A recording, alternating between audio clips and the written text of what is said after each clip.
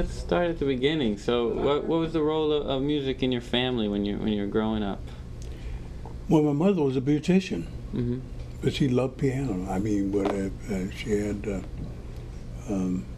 several. There were several of her clients that had pianos before she bought me one, Mm-hmm. and so I go from one client.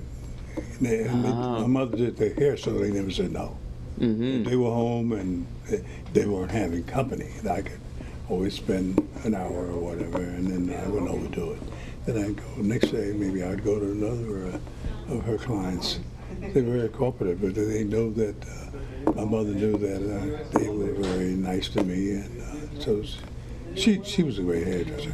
And was she working independently? She'd go to people's houses, or Not her. she was working out of a... No, I was. You were the one. Yeah, they were her clients. Right. So they wouldn't want to come to my piano. When she eventually bought me a piano, my piano went in the beauty shop because that was the biggest room in the house. Wow. So that's where my piano went. In the beauty Oh, shop. so the beauty shop was within the house that you grew up with? We lived behind and above. Oh, okay. The bedrooms were upstairs, the living room was behind the beauty shop, and the kitchen. Oh, okay, so you guys own you own the place. The Well, I beauty don't know shop. about owning. I think at the time we were renting. Renting, but it was her establishment. Yeah, her establishment. Yeah. Oh, wow. Yeah, it was like we were nice neighbors, and the ones that had pianos, they were, I can't thank them enough. And did you have? So you must not have had any formal training, I at did. that point. No, I did. I Oh, started out with a teacher. Oh, even before you had a piano. Well, at first I would go to the neighbors, but that's so inconvenient a little bit, taking lessons. Well, one neighbor was right across the street, and so it was not bad. It was a nice guy. So, but then eventually after she bought me a piano, and I put it in the beauty shop, and teacher come in. Mr. Baroni was an Italian teacher, taught me out of the books, a box from Mayfield. I had a book with all the classical. And were there clients getting their hair done while you're doing these lessons? Yeah. Well, yeah, I we try to make it so that it didn't compete with her clients there. He would come in at hours. I'd tell her when my lesson was going to be, and then we would work together. Mm-hmm. And sometimes the client would be sitting there while I'm practicing. We were taking my lessons. And was there, at this point in your life, while you were starting out, were you improvising at all, or was it straight? I had an R&B band in the beginning, rhythm and blues. Yeah. And then from there, some jazz guys that lived in the neighborhood, they heard me. They knew that my mother's shop was full of music. Mm-hmm. Yeah, and then they heard me and they said, "You ever heard Bud Powell moved to my neighborhood?" The guy who I hired. And so he was around the corner, and he would walk by, and he's standing, because he had been to play with Charlie Parker, and he was in his own world, and he would walk by, and he stopped, and he heard my music going on in the baby shop. And the music he was hearing was the classical stuff, or this was the R&B stuff that you were doing? Well, it was a jazz thing, because a lot of the older musicians, older than me, they were trying to get me interested in bebop, at the time, and that kind of music. Wow, so it's really a community that kind of raised you up. Yeah, it's a community, yeah. Wow.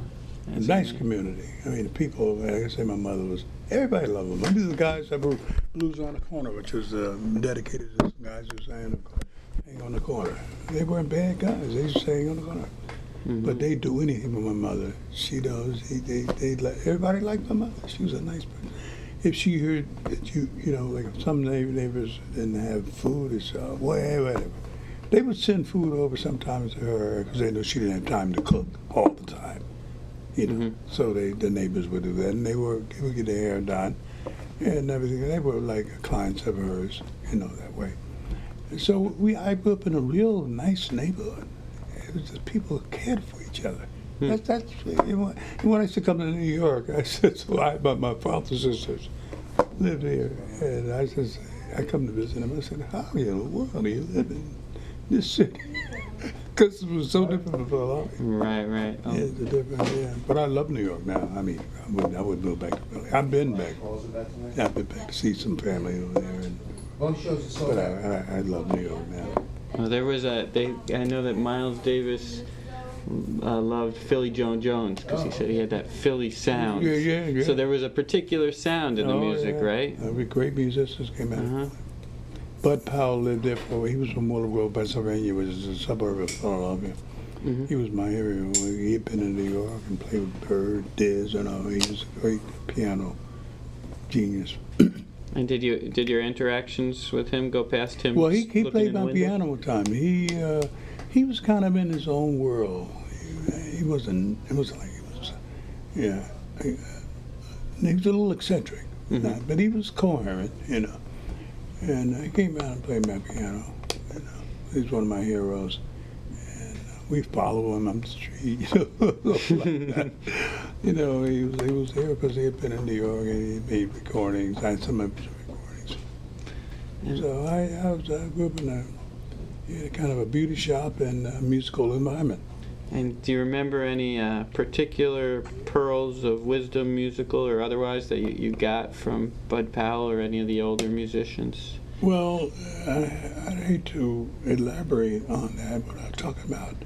There's so many guys that helped me, you know, that helped me, encourage me when they saw it. The guys in the neighborhood, there were guys that lived near where I lived, and they would hang on the corner and.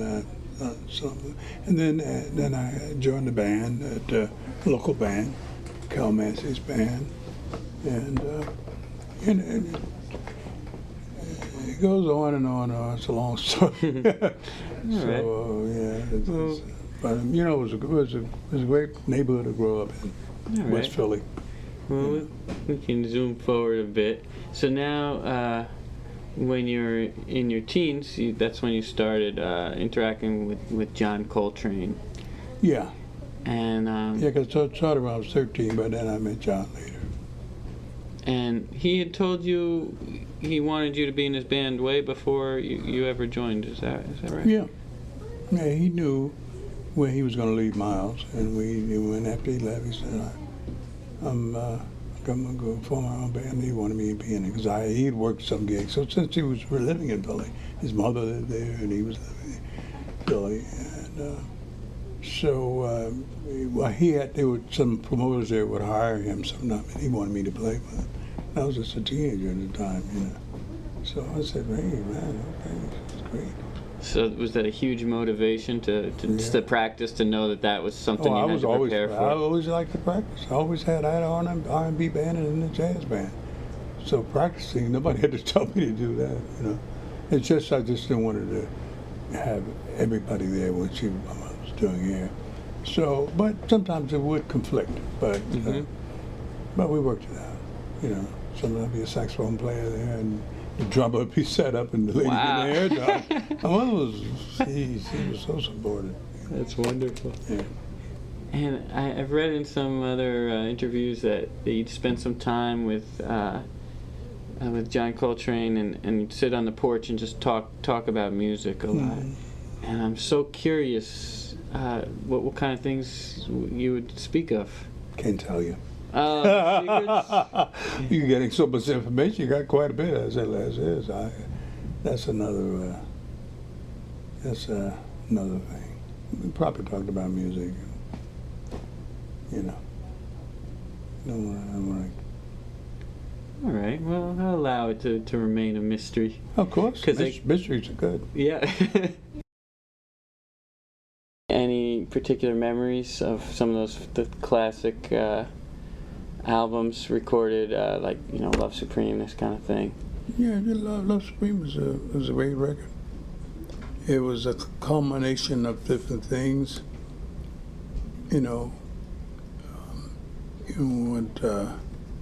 What John and I were musically we adapted. I adapted to his greatness, and he was a great listener. I mean, he loved to go. If you went somewhere, he would go with you, and then vice versa. We worked off each other's creativity. He was amazing. He was teaching me at the same time he was listening. He was an amazing guy. How many teachers stopped and listened to their students? You know, but he was like that. You know, he wasn't arrogant. He was always trying to, and he's always practicing. Like if we were working here, in between sets, he'd be somewhere practicing. He was hearing all these harmonic things. Did you feel like you were playing catch up, or you were catching it by osmosis, or? Because he was listening to me too. Why? He heard something and play it. I don't know. He was like that. He wasn't an arrogant guy. He was, I know it all, man. You listen to me. But when you're playing with somebody, you have to listen.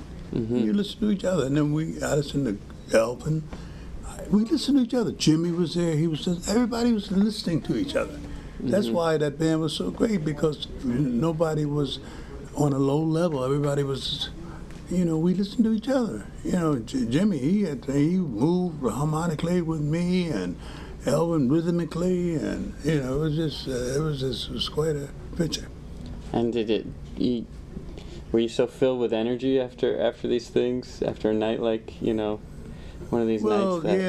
Well, you need that. You'd have to be. That would energize you, no doubt about it. By you giving up what you have to offer, and then you get so much in return. Right. That's the way life is, isn't it?